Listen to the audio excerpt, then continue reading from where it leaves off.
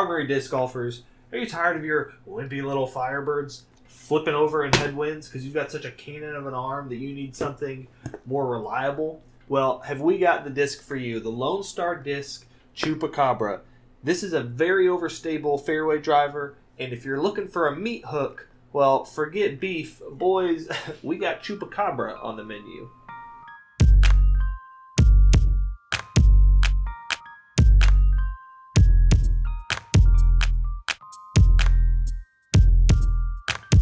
So the Chupacabra is an overstable, a very overstable fairway driver made by Lone Star Disc. The flight numbers are 9304, and I guess I'll just jump in right away by saying this. I think that that's fine for them to put that for the flight numbers, but just for review sake, I think that I would say that it's a 9204 because I'm a guy that throws a lot of Firebirds. It's probably my most thrown mold, and so that's what I think of when I think 9304. And if I were to tell you, yeah, this flies 9304, then to me it seems like I'm saying, yeah, it flies like a Firebird. And it doesn't fly like a Firebird. It flies more stable than a Firebird. It doesn't quite push as far as a Firebird because it wants to dump out of the sky. This sucker that I was tossing around in the intro is a pretty flat, a very flat Champion Fire. It's not an actual FAF Champion Firebird, but it is a flat top Champion Firebird, and this is noticeably more stable than that. So I think that I would say 9204. The plastic, this one is a 173 gram alpha plastic. This is, if you want more stability than this, then you can grab it in Bravo because that's known to be typically more stable in the Lone Star lineup. Their Bravo plastics are more stable and also softer. This alpha plastic is, I'm giving this a pretty good move. It's pretty stiff, but it doesn't feel bad in the hand, particularly for backhand. I don't have any qualms with the way that this feels. If you want a really overstable disc, you'll never have to fear a headwind again. With this bad boy, you could rip this thing on a hyzer, and it is going to hold on that hyzer. You throw it flat, it's going to find a hyzer, and if you throw it anhyzer, it is also going to find a hyzer and finish on it. Obviously, I'm sure some of these things will change a little bit as the disc gets beat in. That's true with any disc. I'm sure you could find some exception to that, but this is a very overstable disc. I actually think that it compares more to a Discmania Splice, and I'll put up the numbers for like the rim width and all that stuff, the dimensions of the discs for Firebird and a Splice and a Chupacabra to show you. I think that it goes Firebird and then Splice and then Chupacabra in terms of moving up in stability there. And I think that that's a good thing because it distinguishes this disc and it gives it a use case. I think that because it doesn't go as far, it can be good for ranging. And if you want a disc that's not going to fly super far past the basket, I found that it was good for forehand rollers because it'll hold up for a long time because it's stable and eventually, curl around. I also found that it was good for grenade type spike hyzers. You don't have to do the weird, wacky grip that people do or throw it upside down or anything like that. You can just throw this disc on a spike hyzer, and it's so overstable that instead of panning to the left as it fades, it'll just kind of spike down into the ground.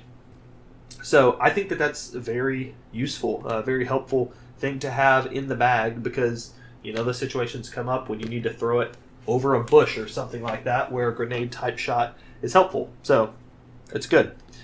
It has a bit of an aggressive nose angle, I'll say, that I noticed when I was holding it in my hand. I like to squeeze my forehands pretty hard, and I can just kind of feel it in my ring finger.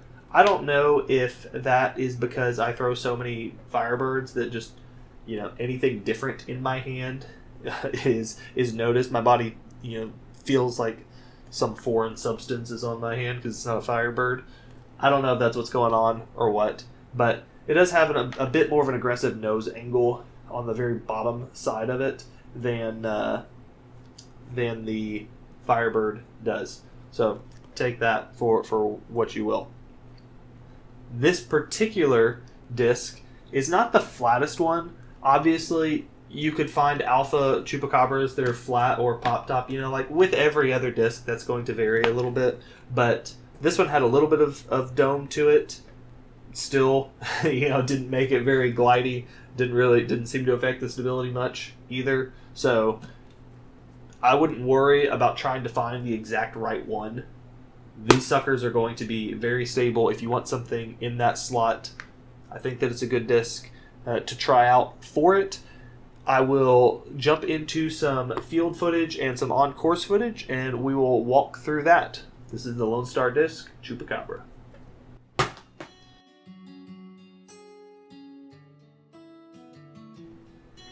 Alright, so Grant and I are back out at the field at Pascal, and at this point we had been throwing a good amount, enough to be warm, and we're throwing the disc pretty hard. And you can see what I'm talking about with the 2 glide thing, that it just did not want to travel very far for us. We can both throw 400 plus feet, and we cannot do it with this disc. Now, granted, I'm not throwing a Firebird 400 feet either, but I'm pushing it closer than this. So, like I said, I think that this is a distinct disc from the Firebird, and it does what you would imagine on hyzers. On this anhyzer, I think that it's interesting because you can see it does not want to hold that anhyzer and coast on it at all. It just immediately, it'll stay straight on an anhyzer, like going straight down the line and then fade out. It's not going to pan over on it.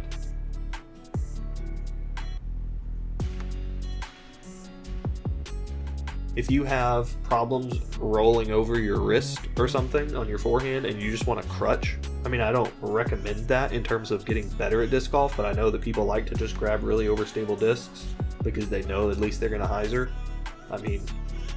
This disc will hyzer.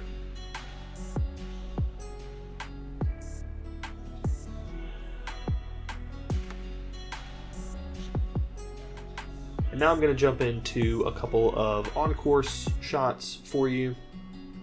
This one's to show, if you baby this sucker, it's not going to push very far. It's just going to dump out on you. And then a couple more shots of us trying to get the thing pushed. This one actually is like a 340-ish foot hole that he put right inside of the circle. So good shot there by Grant.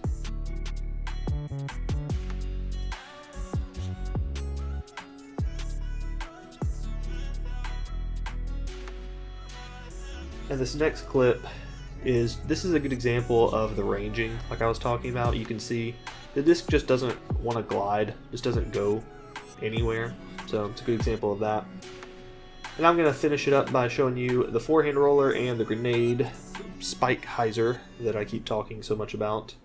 But I'll wrap it up with these final 2 clips. So I want to say thank you all for watching, as always.